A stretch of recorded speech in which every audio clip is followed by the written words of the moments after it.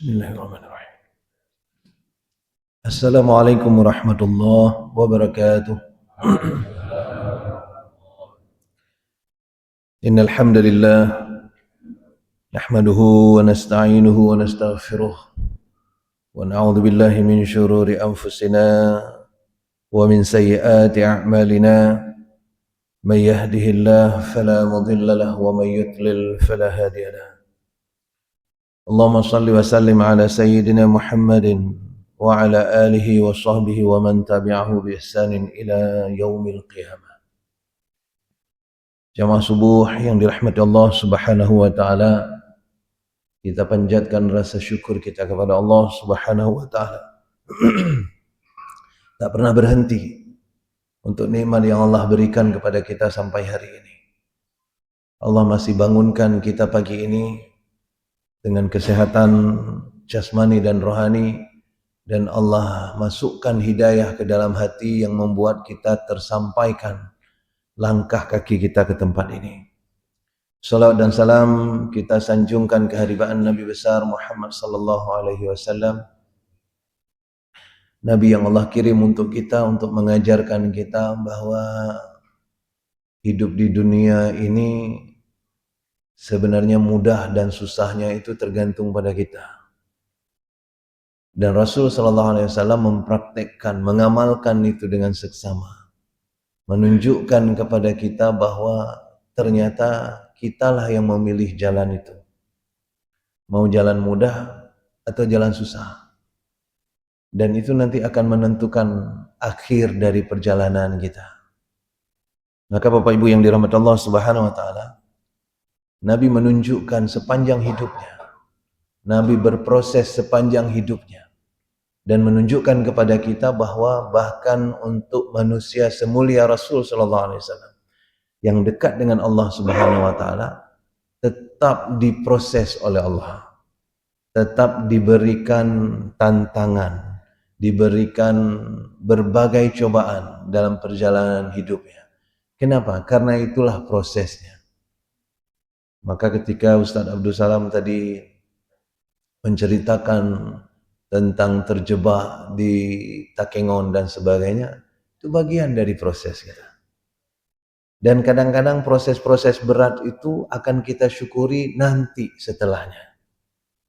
Ada banyak sekali orang kadang-kadang berharap mendapatkan proses-proses berat itu, karena kalau enggak hidupnya terlalu sederhana.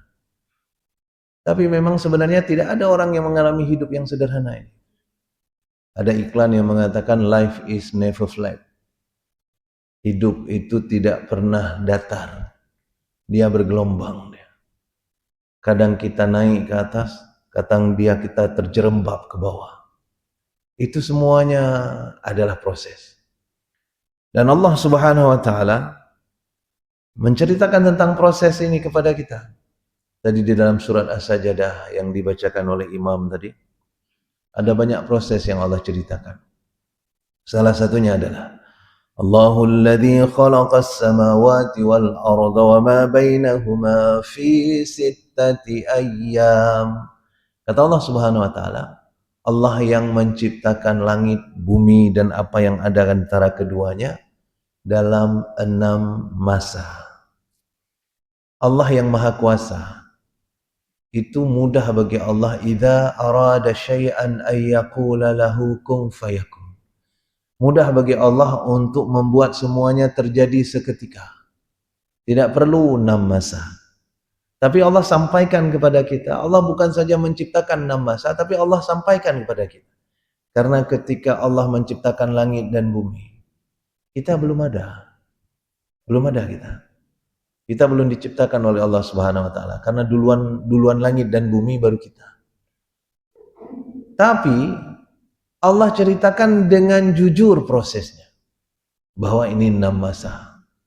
Itu menunjukkan itu bukan ketidakmampuan Allah untuk membuat 3 atau membuat 2 atau membuat 1 saja. Yang terjadi adalah 6. Jadi Allah tidak sembunyikan 6 masa ini. Allah sebutkan kepada kita, Allah tuliskan dalam Al-Quran. Ya, Allahul ladzi khalaqas samawati wal ard wa ma bainahuma fi sittati ayyam. dalam 6 masa. Apa yang Allah ingin sampaikan kepada kita sidang jemaah yang dirahmati Allah Subhanahu wa taala? Bahwa Allah menciptakan alam dengan proses. Ada masa yang berkembang. Maka alam ini tercipta setelah 6 kejadian. Dan itu bukan saja tentang alam. Di ayat berikutnya yang dibacakan tadi. Surah As-Sajdah semua ini. Ini hari ini insyaAllah kita coba mensyarah surat As-Sajdah saja. Karena memang surat As-Sajdah yang dibaca tadi. Di ayat berikutnya sidang jemaah yang dirahmati Allah Subhanahu wa taala, Allah bicara tentang manusia. Kata Allah, "Alladzi ahsana kulla syai'in khalaqahu wa bada'a khalqal insana min tin." Allah memperindah semua apa yang Allah ciptakan, dan Allah ciptakan manusia dari tanah. Allah sebutkan itu. Allah ciptakan manusia dari tanah. Kemudian kata Allah, "Tsumma ja'ala naslahu min sulalatin min ma'in mahin." Kemudian apa kata Allah? Kemudian Allah menjadikan keturunannya. Keturunan manusia itu. Bagaimana Allah jadikan keturunan mereka? Mereka berkembang biak dengan memberikan mereka saripati tanah tadi menjadi sperma, air mani. Allah sebutkan itu. Dan yang menarik lagi adalah Allah sebutkan itu dengan bahasa penyebutan summa. Apa makna summa? Berarti waktunya lama. Tidak seketika. Kalau seketika Allah menyebutkan dengan bahasa fa. Misalnya apa? Ayat ini akan menjadi alladzi ahsana kulla syai'in khalaqahu wa bada'a khalqal insani min tin faja'ala naslahu. Itu kalau itu ayatnya maka lain ceritanya. Kalau pakai fa. Tapi ini pakai summa. Summa lagi-lagi menunjukkan ada masa yang dihabiskan.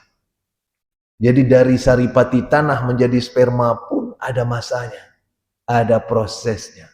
Tidak seketika saripati detik kemudian menjadi sperma misalnya. No, tapi ada masanya. Berikutnya, Allah menggunakan kata summa lagi. Tsumma sawwahu wa nafakha fihi min ruhih. Kemudian Allah sempurnakan bentuk manusia tadi, dan kemudian Allah masukkan ruh ke dalamnya. Lagi-lagi Allah menggunakan kata tsumma. Apa maknanya? Ini menunjukkan ada proses masa. Allah menceritakan masa demi masa, proses demi proses pada penciptaan manusia. Baru kemudian Allah sampaikan wa ja'ala lakumus sam'a wal absara wal af'idah dan seterusnya. Tapi summa tadi sudah berjalan, proses sudah berjalan. Untuk apa Allah ceritakan ini semuanya kepada kita? Padahal seperti yang kita sebutkan, kalaupun Allah nggak ceritakan, kita tidak tahu. Kalaupun Allah misalnya mau bilang saja, aku ciptakan manusia, tidak diceritakan prosesnya, oke saja buat kita. Kita tidak tahu, karena kita tidak ada waktu Allah ciptakan itu. Proses yang berlangsung itu kita tidak bisa lihat dengan mata kepala. Hanya beberapa waktu terakhir ini saja. Ilmu pengetahuan sudah mampu untuk melihat ternyata ada masa-masa yang dilewati oleh seorang bayi sampai kemudian dilahirkan dia dari rahim ibunya. Masa-masa itu kalau Allah ceritakan sangat detail tadi, mulai dari saripati tanah menjadi sperma, nanti di dalam ayat yang lain diceritakan sperma itu kemudian dipancarkan, disimpan di dalam qararim makin, di dalam tempat yang sangat kokoh. Kemudian di dalam tempat itu akan menjadi alaqah, menjadi mudghah, menjadi dan sebagainya dan sebagainya. Itu semua proses yang Allah ceritakan. Semua proses. Tidak ada yang tahu sampai sekitar 300-an tahun yang lalu ketika mikroskop ditemukan. Baru kemudian bisa dilihat, oh begini rupanya. Maka ketika Muhammad menceritakan ini 1500 tahun yang lalu dalam Al-Quran, orang sebenarnya masih belum paham lagi. Tapi orang-orang dulu dengan orang sekarang apa bedanya? Orang dulu itu mereka pahamnya sedikit, taatnya banyak. Itu sebabnya sami'na wa ata'na. Abu Bakar ketika Muhammad menceritakan tentang Isra Mi'raj, Apakah Abu Bakar paham? Tidak. Apakah Abu Bakar mengerti prosesnya? Tidak. Tapi Abu Bakar langsung taat. Sami'na wa ata'na. Orang sekarang justru kebalikan. Kamu pom hai Fatih. Ya. Sudah tahu dia tidak percaya. Padahal hari ini ilmu pengetahuan sudah sangat kuat untuk membuktikan sholat itu luar biasa, puasa luar biasa, sedekah itu tidak mengurangi harta. Semua sudah terbukti secara ilmiah, bukan lagi hanya secara retorika. Tapi tetap nggak dipercaya. Maka beda orang dulu dengan sekarang adalah orang dulu ilmunya sedikit, taatnya kuat. Orang sekarang ilmunya sebenarnya sudah banyak. Profesor tak jaga, ya kan? Tapi tidak taat. Ketaatannya kurang. Maka sidang jemaah yang dirahmati Allah Subhanahu wa taala. Allah ceritakan proses-proses ini kepada kita. Untuk apa? Untuk menunjukkan kepada kita bahwa sebenarnya kita dihadirkan ke dunia oleh Allah Subhanahu wa taala untuk berproses. Untuk berproses. Maka proses itulah yang akan membedakan orang dengan orang. Maka nanti ada istilah, semua kita akan menua, tapi tidak semua kita berhasil menjadi dewasa. Ya kan? Kenapa? Karena tua itu keniscayaan, tapi dewasa itu pilihan.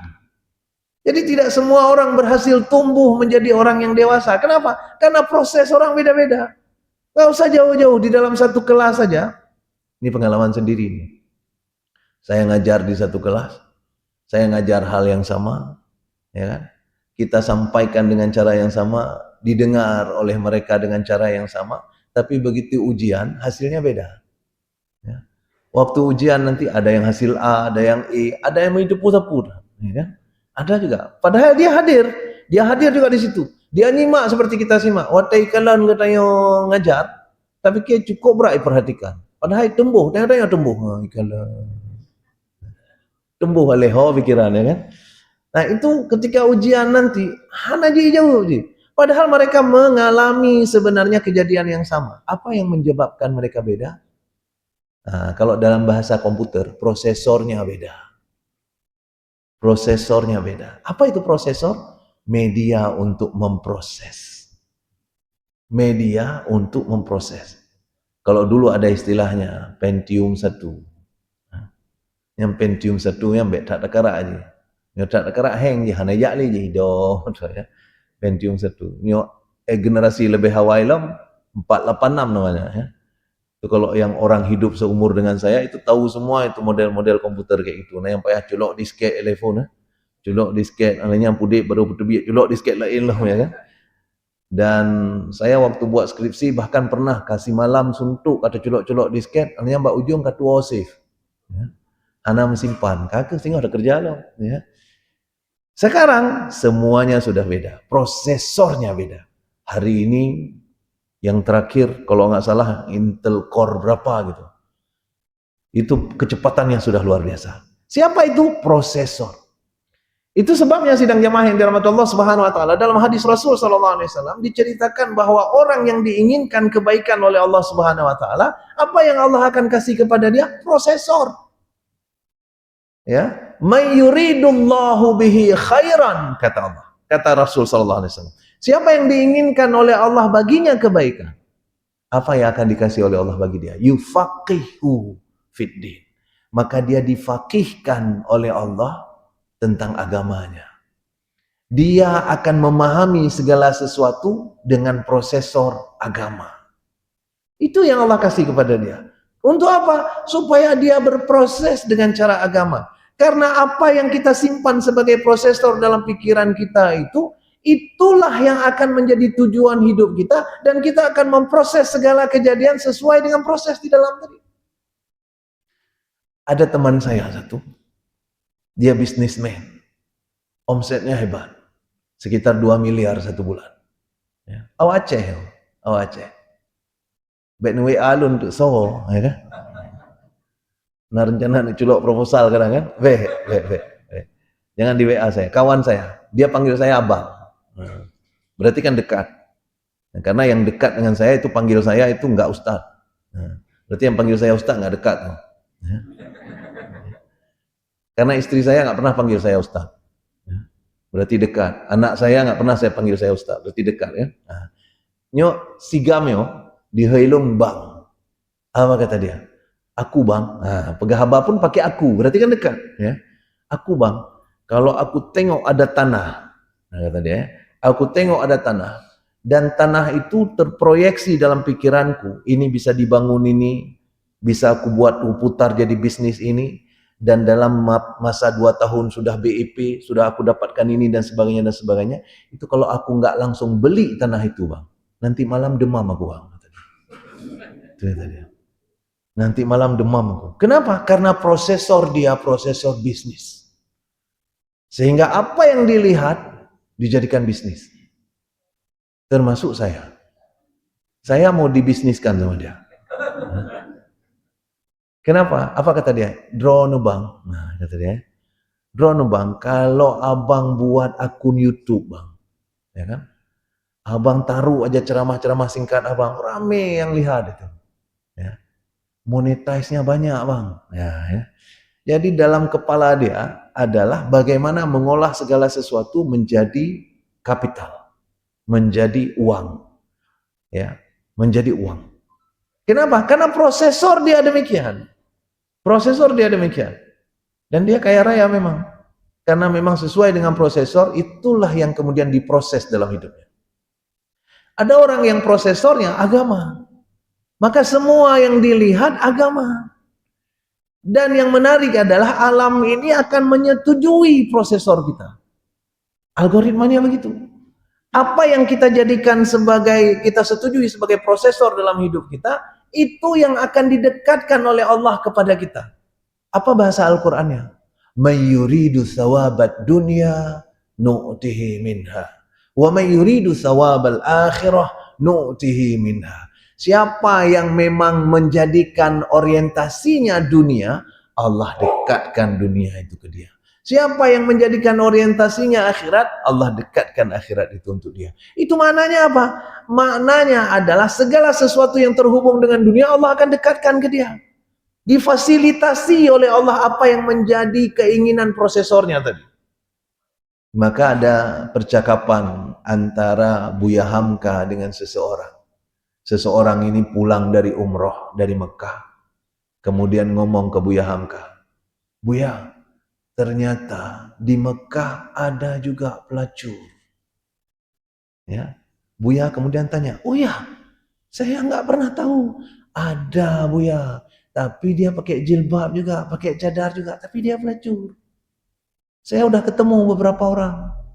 Nah, ini kata si Gam nih, kata Buya, aneh juga ya.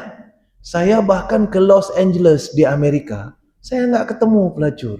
Nggak mungkin Buya, kata si Gamni lagi. Nggak mungkin, di Los Angeles itu kota judi. Los Angeles itu kota judi. Nggak mungkin di sana itu nggak ada pelacurnya. Itu kata si Gamni. Kemudian Buya Hamka mengeluarkan statementnya. Kita akan ketemu dengan apa yang kita cari. Kalau kamu sampai ke Mekah pun ketemu pelacur, memang itu yang kamu cari berarti. Saya ke Los Angeles nggak ketemu pelacur itu, karena memang saya nggak cari itu. Jadi kemanapun kita pergi, ke masjid kita pergi, ada saja masalahnya. Kenapa? Karena prosesor kita beda. Itu sebabnya, sidang jemaah yang dirahmati Allah Subhanahu wa taala, ternyata inilah yang menentukan hidup kita. Apa itu prosesornya? Maka Allah sampaikan kepada kita melalui Rasulnya tadi sallallahu alaihi wasallam, hadis yang kita sebutkan bahwa kalau Allah menginginkan kebaikan kepada seseorang, Allah install prosesor agama dalam kepala dia. Itulah yang Allah sebut tadi, may yuridullahu bihi khairan.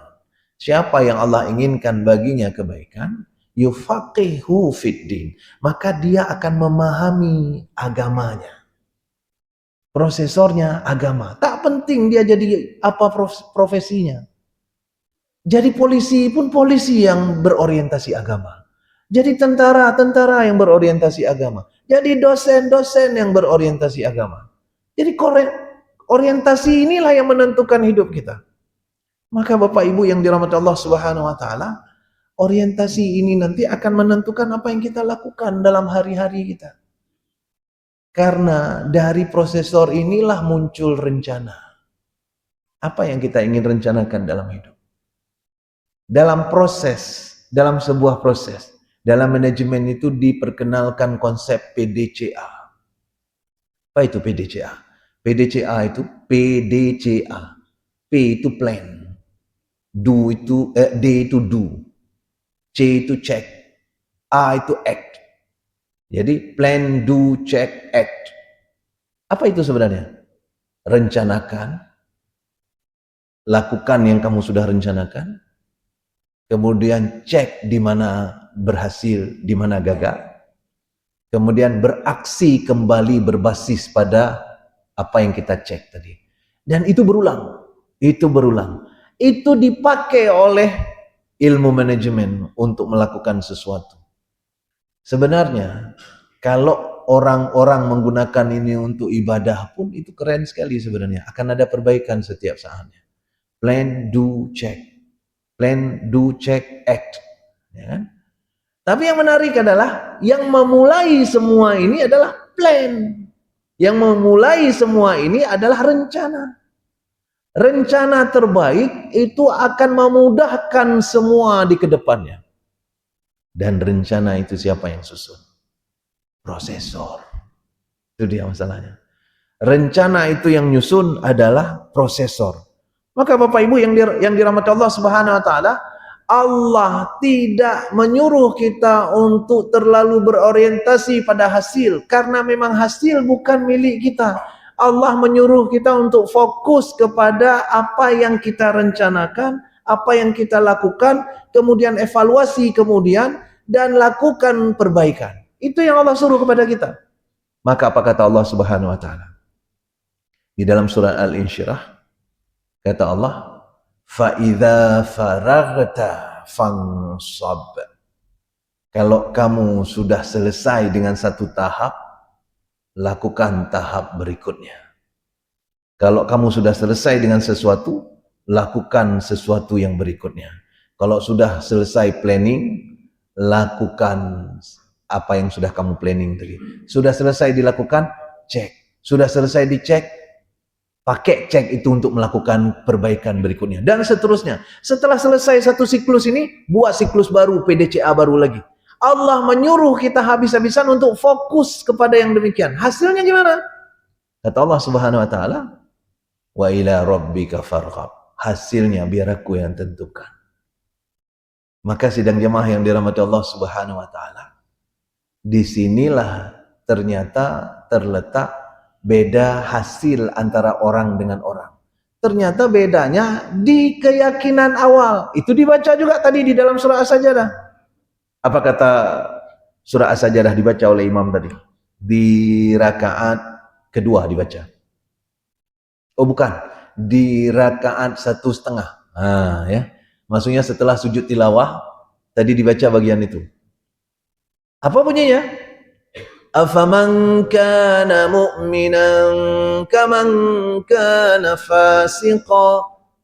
Apakah sama orang yang mukmin dengan orang yang fasik? Kata Allah kemudian, la yastawun. Tidak sama, kata Allah. Jadi Allah tanya sendiri, Allah jawab sendiri. Kenapa Allah tanya, Allah jawab sendiri? Enggak ada kerjaan kali, kata orang. Ya. Tapi ini untuk membuat kita menuntut perhatian kita untuk melihat ke arah itu. Apakah sama orang yang beriman dengan orang yang fasik? Allah bilang, la yastawun. Tidak sama mereka. Ya. Maka baru kemudian Allah katakan, ammal ladzina amanu wa 'amilus solihati falahum jannatul ma'wa. Orang-orang yang beriman dan beramal soleh, mereka akan berada di surga, tempat tinggalnya, surga yang tinggi. Siapa mereka? Ya. Gimana tadi? Ammal ladzina amanu wa 'amilus solihati falahum jannatul ma'wa nuzulan bima kanu ya'malun. Dari mana mereka dapat itu? Mereka dapat itu dari apa yang mereka lakukan di dunia, dari proses yang mereka alami ketika di dunia. Tapi yang menarik sekali adalah yang Allah sebutkan pertama adalah amanu. Apa itu amanu? Itu keyakinan, itu prosesor yang tersimpan. Karena orang yang beriman itu semuanya menjadi beda dibandingkan dengan orang yang fasik tadi. Cara orang beriman melihat, orang beriman berkata-kata, cara orang beriman menyusun rencana, cara orang beriman berbuat, itu semuanya jadi beda. Boleh dicek hadis-hadis yang berbicara tentang iman di awal. Itu semua menjadi faktor pembeda antara orang dengan orang. Misalnya apa? May yu'minu billah wal yaumil akhir falyakul khairan aw liyasmut. Kalau kamu punya iman kepada Allah dan kepada hari akhir, maka tandanya apa? Dia akan berkata yang baik-baik saja. Kalau dia ragu itu baik, dia akan cenderung lebih menahan dirinya, diam dia. Dia tidak keluarkan kata-katanya. Siapa yang bisa begitu? Orang beriman. Makanya kata Allah tadi, ya, apakah sama orang yang beriman dengan orang yang fasik? La yastawun. Kenapa tidak sama? Prosesornya beda. Ketika prosesornya beda, maka tadi cara bicaranya pun sudah beda. Bapak Ibu mungkin pernah lihat ada orang-orang bro-bro putuh juga. Ya. Kalau ketemu dengan dia, nyahana cara ada lewat ya. Trip gede payah tadong dah dengar habang ya. Trip gede nya pegah juga. Untuk kalau kita pegah kan, kajiknya ilun ngajar apa? Ojud, gejak tapi gikok katanya.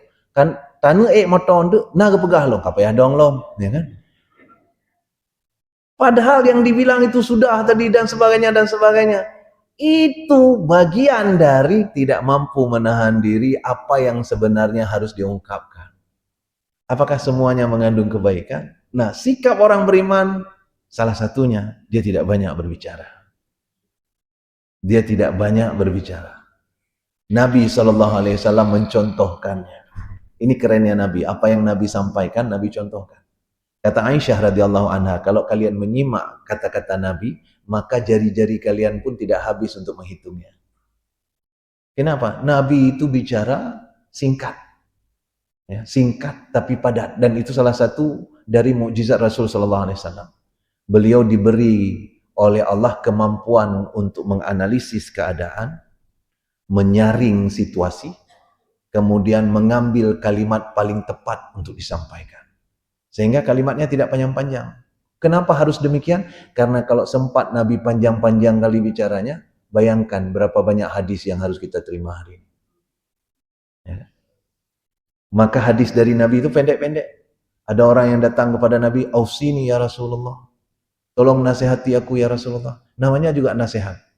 Saya kemarin baru memberi nasihat pernikahan, 15 menit. Kalau sempat hadis ini dijawab oleh Nabi 15 menit, hai dafai hadisnya. Ya. Ausini ya Rasulullah, nasihati aku ya Rasulullah. Nabi ternyata tidak memulai dengan sepanjang lebar itu. Tapi Nabi cuma mengatakan satu kata saja. Coba bayangkan. Kadang-kadang saya ingin amalkan ini. Kalau disuruh nasihat perkawinan, kayak itu saya mau buat. Ya. Masuk, maju ke depan, satu kata, duduk terus. Ya. Apa kata Nabi? Dan ini cocok juga untuk nasihat perkawinan. Nabi ketika disuruh ausini ya Rasulullah, Nabi cuma berucap, la taghdab. Jangan marah. Dah itu aja. Ya. Sigam yang tadi nanya lagi. Ausini ya Rasulullah. Maksudnya hana puas loh. Itu saja. Tolong kasih lagi. Ya. Nabi ulang lagi yang tadi, la taghdab. Ya. 3 kali ditanya, 3 kali la taghdab. Itu Nabi SAW. Jadi hana payah tadang buat pintu motor lah. Apa ya? Itu Nabi SAW. Ya. Maka sedang jemaah yang dirahmati Allah Subhanahu wa taala, ini hal sederhana tapi ternyata menjadi pembeda antara orang beriman dengan yang bukan. Kenapa? Orang beriman itu menyaring kata-katanya. Itu baru satu. Mana lagi yang lain? Banyak yang lain. Hadis yang berbunyi dengan may yu'minu billah wal yaumil akhir itu panjang itu. Di dalamnya ada fal yukrim jarah. Dia akan memuliakan tetangganya. Fal yukrim daifah. Dia akan memuliakan tamunya. Ada banyak sekali sikap-sikap yang berbeda. Apa yang menjadi pembeda sebenarnya? Prosesornya iman. Prosesornya iman. Maka Bapak Ibu yang dirahmati Allah Subhanahu wa taala, dari mana iman itu muncul? ketika kita paham agama kita. Maka Allah kasih tadi yufaqihu fiddin. Kalau kalian fakih dengan agama, maka kalian akan menjadi beda. Yang kalian rencanakan beda, yang kalian lakukan beda. Pada akhirnya nanti hasilnya pun beda. Itulah yang Allah sebut tadi. Ammalladzina amanu. Amanu itu prosesor. Wa amilus solihat itu prosesnya. Proses yang berbasis pada prosesor. Ya. Gimana tadi? Ammalladzina amanu wa amilus solihati falahum jannatul ma'wa. Jannah itu Allah yang kasih. Dari mana kita tahu jannah itu Allah yang kasih? Disebut di situ. Nuzulam bima kanu ya'malun. Itu penghormatan dari Allah, apresiasi dari Allah untuk mereka terhadap apa yang mereka sudah lewati di dunia.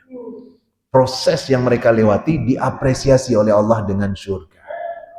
Maka Bapak Ibu yang dirahmati Allah Subhanahu wa taala, itu yang menjadi catatan penting dalam hidup kita. Ternyata kalau hidup kita nanti terlihat sering sekali memproses hal-hal yang tidak benar, jangan-jangan masalahnya ada di prosesor kita. Bagaimana cara supaya prosesor kita adalah prosesor iman? Berusahalah untuk paham agama. Berusahalah sering-sering ikut pengajian. Berusahalah sering-sering memahami Al-Quran. Karena itulah cara terbaik untuk menguatkan prosesor kita, untuk mengupgrade prosesornya. Karena seperti kita bilang tadi, orang sudah pakai Intel Pentium berapa, kita masih Intel Core berapa, kita masih Pentium 1. Ya kan? Itu sebabnya kondisinya nggak akan berkembang akhirnya. Ya. Mudah-mudahan ini sudah 30-an menit lebih, sudah terang di luar. Mudah-mudahan apa yang kita sampaikan hari ini ada manfaatnya. Kita ambil kesimpulan sebelum kita selesai. Apa kesimpulannya Bapak Ibu yang dirahmati Allah Subhanahu wa taala? Kesimpulannya adalah betul bahwa rencana kita dapat surga nanti. Tapi surga itu ternyata pemberian dari Allah. Nuzulam.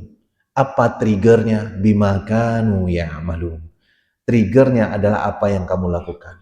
Karena kalau diukur, apa yang kita amalkan sebenarnya nggak cukup untuk membawa kita masuk surga. Nabi sendiri yang bilang, La yadkhulu ahadum minkum amaluhul jannah. Dengan amalan yang kalian lakukan nggak cukup untuk membawa kalian ke masuk surga.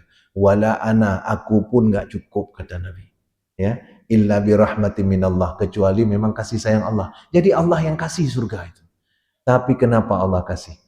Allah memberinya karena Allah sudah melihat kesungguhan kita untuk berproses. Dan proses itu dimulai dari prosesor yang kita punya. Dan prosesor yang kita punya ditentukan oleh apa yang kita pahami dalam dunia. Kalau kita pahami agama, maka prosesornya agama. Kita pahami bisnis, prosesornya bisnis. Kita pahami showbiz, kita pahami entertainment, prosesornya entertainment. Tergantung kita pahami prosesornya apa.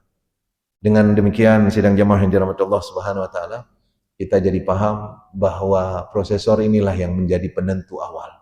Bahasa lainnya supaya kita tidak kebingungan, orientasi awal kita apa?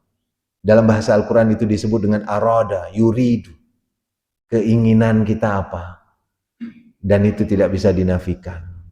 Karena keinginan itu memang difasilitasi oleh Allah Subhanahu wa taala. Maka keinginan kita itulah yang harus dididik. Selanjutnya Allah yang akan fasilitasi keinginan kita. Allah lah yang akan bantu kita. Sehingga nanti Allah yang akan nilai dan apresiasi itu baru nuzulam bima kanu ya'malun. Allah beri apresiasi dengan surganya. Mudah-mudahan ada manfaatnya. Mohon maaf jika ada kekurangan, kesilapan dalam penyampaian. Subhanakallahumma wa bihamdika asyhadu an la ilaha illa anta astaghfiruka wa atubu ilaik. Assalamualaikum warahmatullahi wabarakatuh.